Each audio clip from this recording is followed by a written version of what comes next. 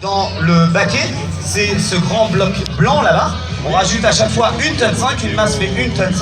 Et on peut également rajouter des masses dans le patin que vous voyez en dessous là. On peut rajouter 3 fois 800 kg. Ce patin qui est incurvé va commencer en début de course comme celui-ci. Le patin n'est pas posé au sol en début de course. Et on va avoir environ 1 mètre cube de terre qui va venir s'engouffrer sous le patin. Ensuite, au premier déclenchement, on va faire tomber le patin, et là c'est la friction entre la terre et la terre qui va être super difficile. Florent va vous faire voir, c'est notre pilote de remorque, Florent, qui est là pour plusieurs raisons. On expliquera aussi au fur et à mesure de cette grande journée lors de l'American Tour Festival.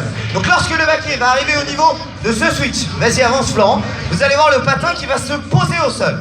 Là, tout de suite, voilà, le patin se pose, il se pose au sol. Et ensuite, dernière contrainte qu'on va apporter au tracteur pulling, c'est ce qu'on appelle le pushdown. C'est 2 énormes vérins hydrauliques qui vont venir amener l'intégralité du poids de la remorque à l'avant.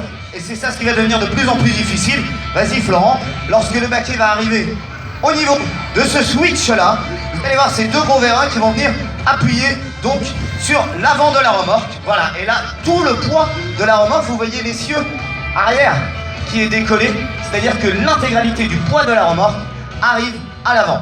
On compte environ 150 tonnes de traction. Voilà, alors on m'avait parlé, Florent, également de pieux qui rentrent dans le sol. Est-ce que c'est le cas? Alors tout à fait, en fait, sous ce patin, donc qui est incurvé, on a une quinzaine de bêches qui sont dans tous les sens, qu'on voit très bien. Ici, on les voit un petit peu, les bêches là. Et ben en fait, il y en a de positionnées un petit peu partout sous le patin. Et c'est ça qui va venir ramener cette terre sous ce patin. Encore une contrainte supplémentaire pour la traction.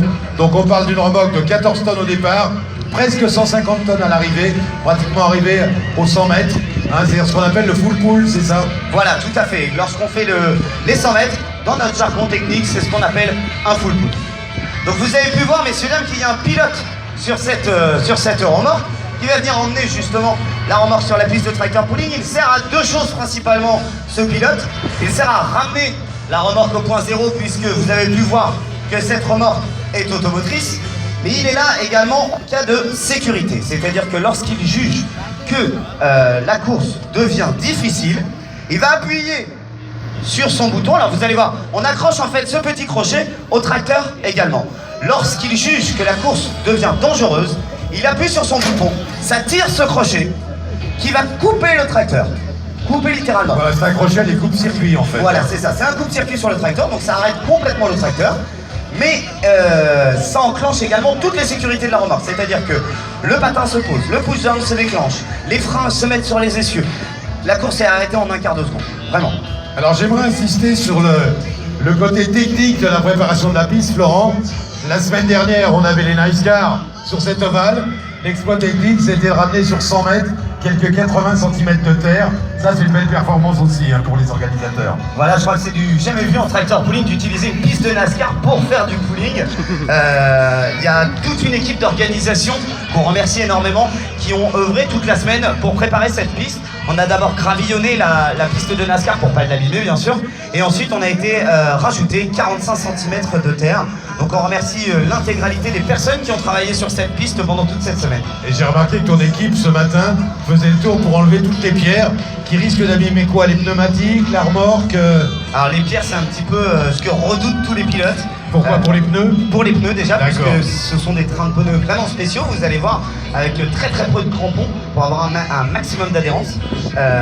Les pneus, et en plus il faut éviter les projections au niveau des pierres. Voilà, alors je tiens à rappeler que ce n'est pas un sport de bœuf, c'est un sport de finesse, parce qu'il faut doser l'accélération. Vous savez qu'en tout terrain, le maître mot c'est l'adhérence.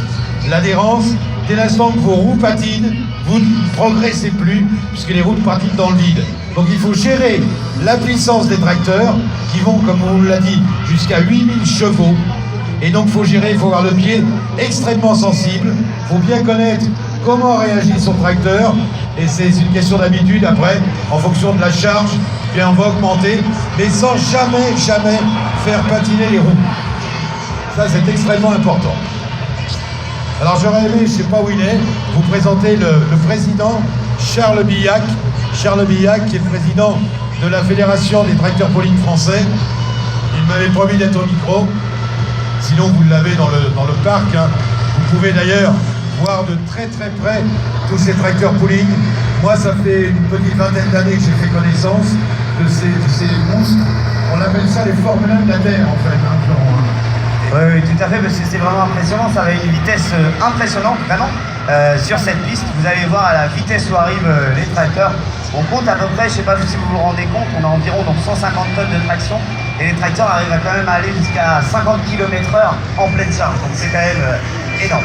Alors tu nous les présenteras parce que tu connais toutes les caractéristiques des différents tracteurs engagés aujourd'hui et demain, parce que demain il y en aura des nouveaux, et des moteurs complètement, et ça vient d'univers complètement à part, l'aviation, les chars, les hélicoptères, enfin il y a plein d'origines des moteurs différents. Effectivement, on a énormément de types de moteurs. On peut avoir très bien de l'aviation, de l'hélicoptère, comme tu disais.